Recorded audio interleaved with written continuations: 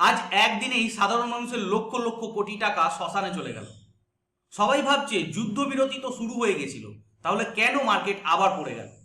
কিন্তু আসল কারণটা 90% মানুষ ধরতেই পারছে না। আপনি কি সেই 90%-এর মধ্যে?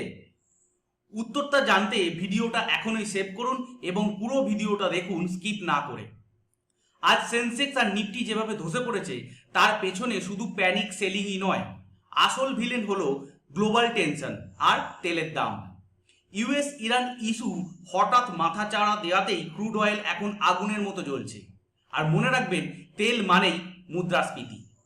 সাথে আছে এফআইআইদের বেপরোয়া সেলিং আর ডলারের বিপরীতে টাকার রেকর্ড পতন। রিলায়েন্স হোক বা বাজাজ ফাইন্যান্স আজ সব রেড জোনে। তবে এর মধ্যেও আইসিআইসিআই ব্যাংক এবং আদানি এন্টারপ্রাইজ কিন্তু লড়াইটা চালিয়ে গেছে। মার্কেট যখন রক্ত স্নান করে তখন স্মার্ট ইনভেস্টাররা তাদের শপিং লিস্ট রেডি করে।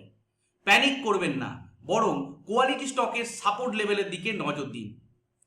এই ক্র্যাশে আপনি কি আপনার ফেভারিট স্টক সস্তায় কিনলেন, নাকি ভয়ে পোর্টফোলিও খালি করে দিলেন? নিচে কমেন্ট করে জানান। আর এই ক্রান্তিকালেও প্রফিট বেট করার স্ট্র্যাটেজি শিখতে আমাদের ইউটিউব চ্যানেলটি সাবস্ক্রাইব করুন, সঙ্গে ফেসবুকেও ফলো করতে ভুলবেন না। আর যদি ভিডিওটি ভালো লেগে থাকে তাহলে শেয়ার করুন আপনার বন্ধু বান্ধব এবং আত্মীয় স্বজনের সঙ্গে যারা শেয়ার মার্কেট সম্বন্ধে শিখতে, জানতে বা আপডেটেড থাকতে আগ্রহী। ধন্যবাদ।